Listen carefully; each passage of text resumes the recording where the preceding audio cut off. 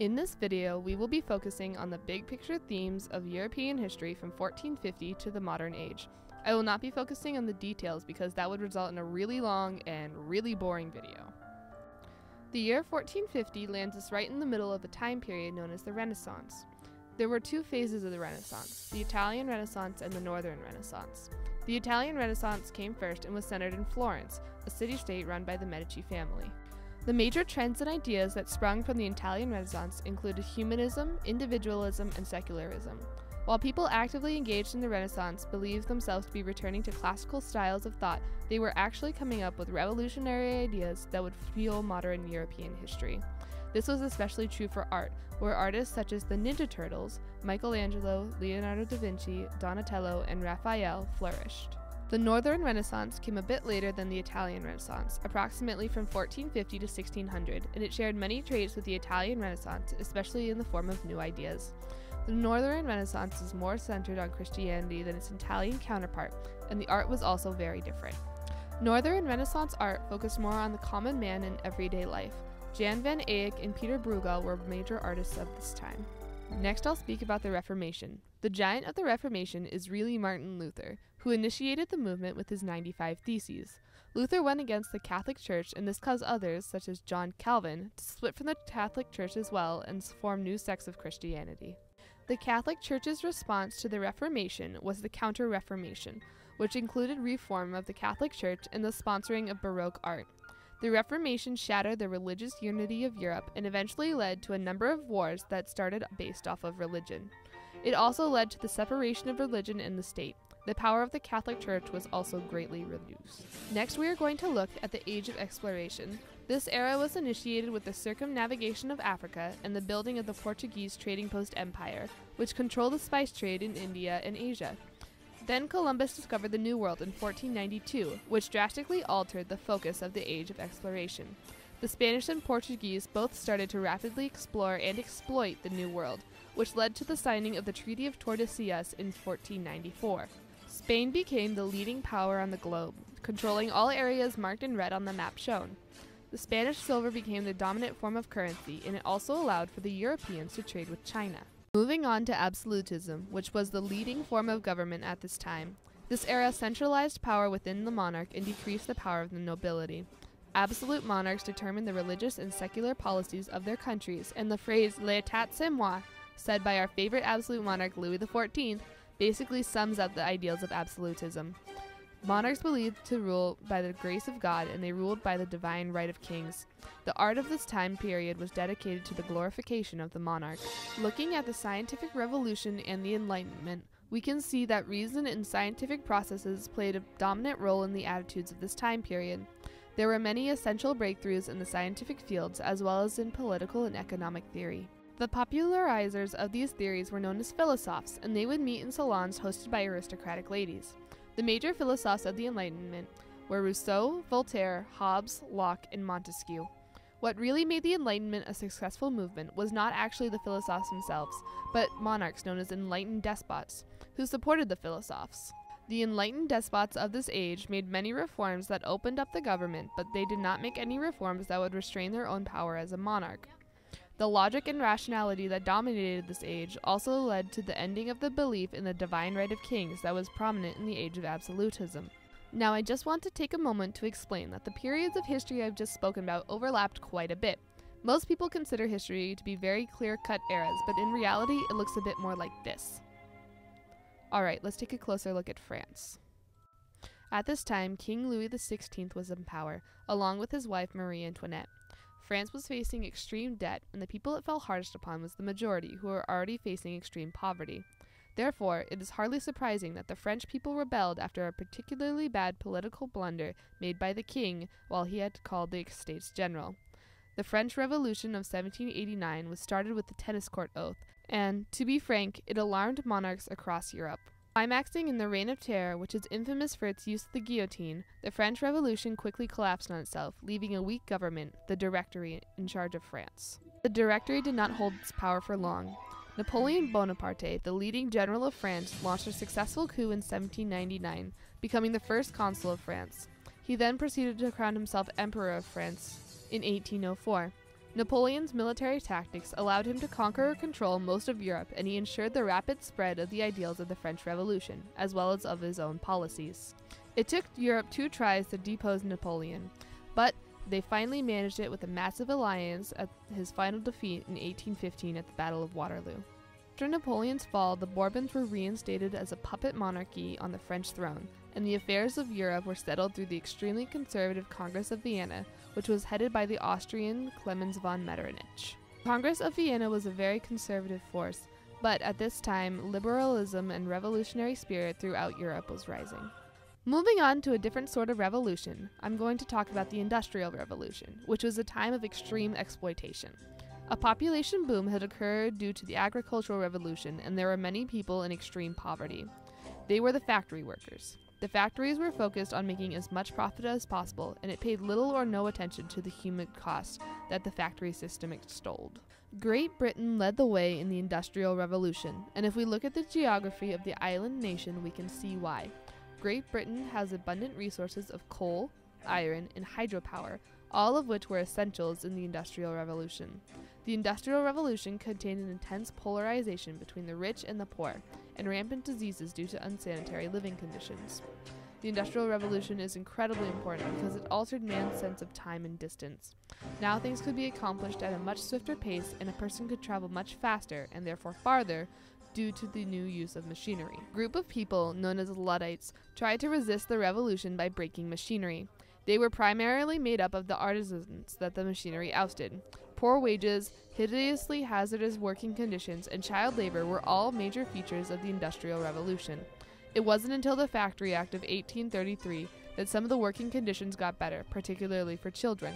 The Industrial Revolution is what opened the door for every technological advance that fuels the world we live in today.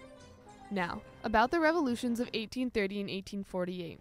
The majority of these were complete failures, with the exceptions of Serbia, Greece, and Belgium, who all received support from other European nations, who looked to gain from their independence.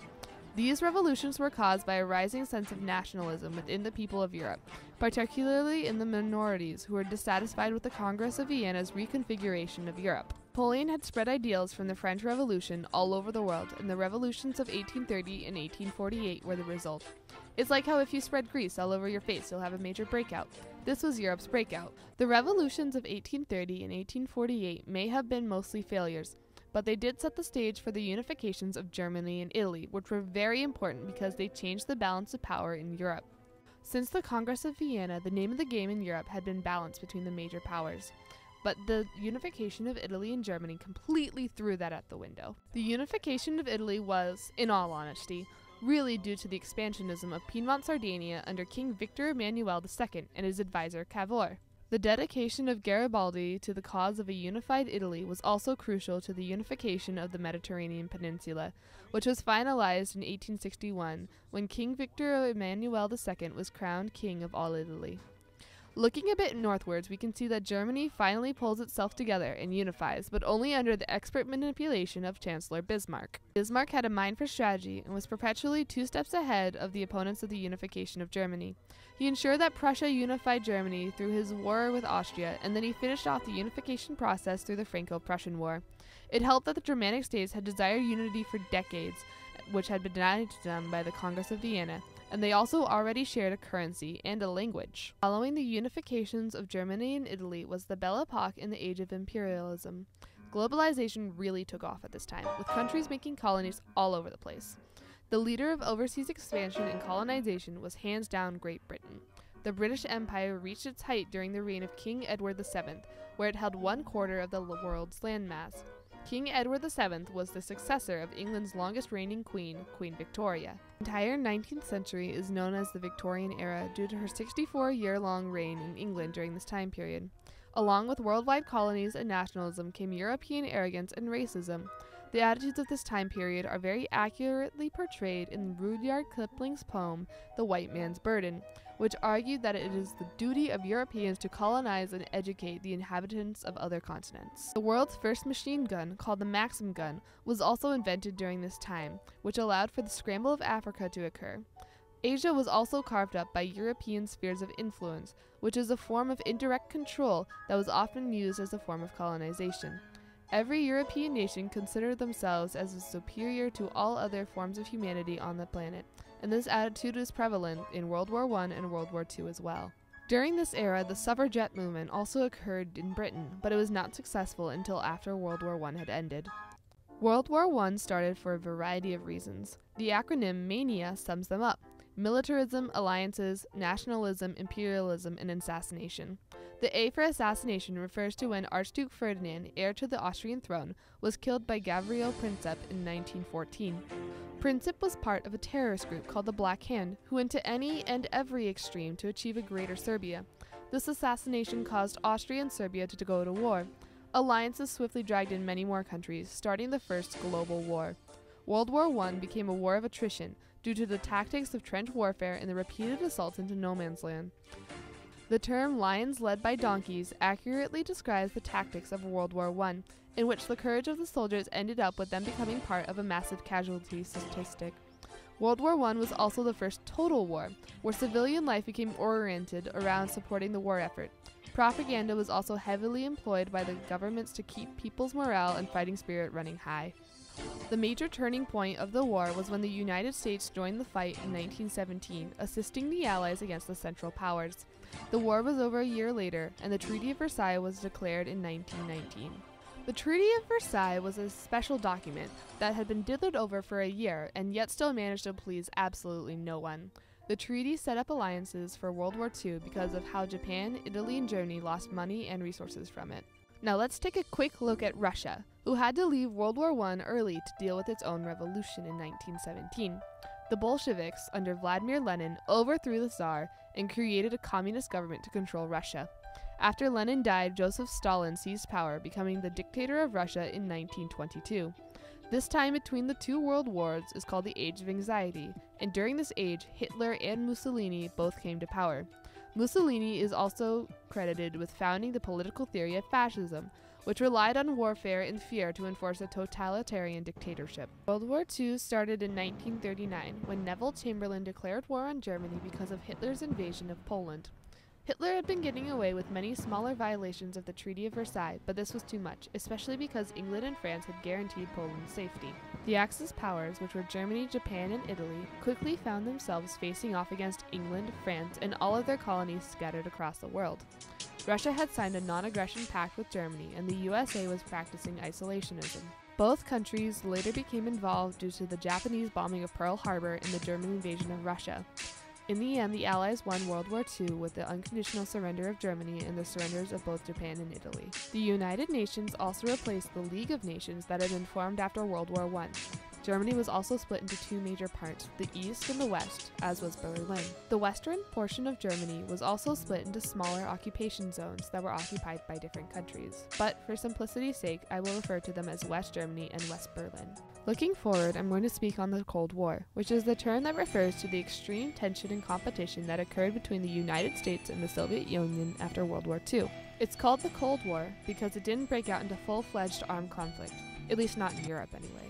The world was divided between the Soviet and American spheres of influence, with any neutral countries expected to choose a side. The space race and the nuclear arms race were both important parts of the Cold War, particularly the nuclear arms race because it meant that humanity has the means to ensure its own destruction. Cold War continued until the Soviet policies of glasnost and perestroika, which were put into place by Mikhail Gorbachev, started allowing for more Soviet freedoms. This swiftly led to the downfall of communism, with all the countries that had previously made up the communist bloc transitioning away from communism. Some of these transitions occurred peacefully, while others involved a bit more brutal violence.